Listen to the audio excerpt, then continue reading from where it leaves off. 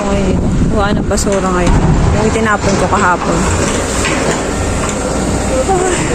Tinanggal ko na yung halaman dito eh.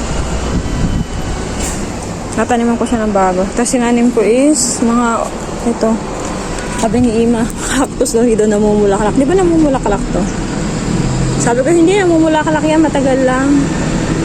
Tapos ayan. Tapos papalitan natin siya ng bagong halaman dito. Sabi ni Ima kahapon. Sabi ko, Ima, tinanggal ko yung halaman dito, mga magandang bulaklak. Sabi niya, ha? Ba't ko daw pinutol lahat? Dapat daw, hindi ko daw inalis yung ugat. Tinirim ko lang daw. Sabi ko, hindi, papalitan ko ng bago. Pangit na siya eh. So, yun. Kinuha ang basura. Ayos siya. May ako na yung bababa eh. Tatanim muna ako dito. So, yan dito. Kung tatanim ako habang di pa mainit. Kasi mamaya is mainit na dito. Ayan, isa sa libangan ko dito sa Israel is itong pagtatanim. So ito is malaki yung naibibigay niya sa akin. Siguro ganun talaga kapag nagkakaedad ka na, kapag nagiging 30s ka na yung ganan. So mas gusto mo na lang yung ganito, yung nagkakalkal ka ng lupa, nagtatanim ka ng halaman. So ito yung hilig ko dito pagkatapos ko sa alaga ko. So yung alaga ko, nandiyan siya sa gilid ko. Tanaw ko lang siya dyan. Kasi yung asawa naman niya umalis, nagpunta naman dun sa activity center. So isa to sa ginagawa ko dito. Kasi nga sabi nila dito nung bago pa lang ako, ang kinin ko daw tong bahay na to, na parang bahay ko din. So, syempre, di ba, pag bahay natin talaga, gusto nating maganda, di ba? So, yan, ang ginagawa ko nga is pinaltan ko kasi yung halaman dito. Nagulat nga si Ima, inalis ko yung magandang halaman dyan. So, yung halaman naman na yon is mabilis naman yung mabuhay. So, sabi ko sa kanya, papaltan ko yon, tatanim ako ng panibago. Sabi niya sa akin, ba't daw pinutol ko lahat? Dapat daw ginunting ko lang, tinira ko daw yung iba. Sabi ko sa kanya, hindi, papaltan ko na lang kasi ang pangit na niya, matanda na rin siya.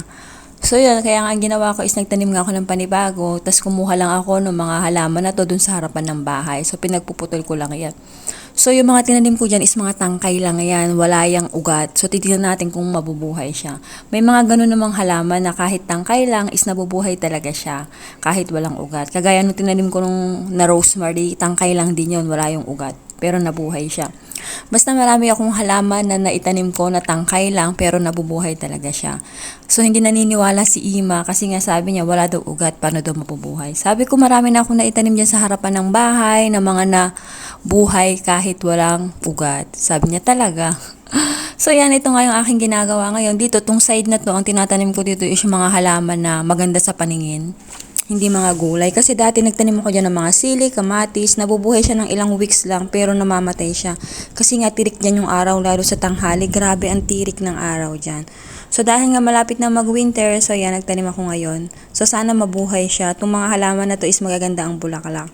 So napansin nga ni Ima yung mga nilagay kong cactus dyan. Ano siya yung aloe vera. Sabi niya sa akin, hindi naman to namumulaklak. Sabi ko, hindi, namumulaklak ang aloe vera pero matagal nga lang. Sabi niya, oh talaga. Kasi nga itong side na to is medyo mainit dyan kaya hindi rin ako maanong magkalkal dito. So doon talaga ako lagi sa aking garden na maliit yung ginawa ko doon sa may gilid. Doon kasi pag umaga masarap magkalkal, hindi ganun kainit.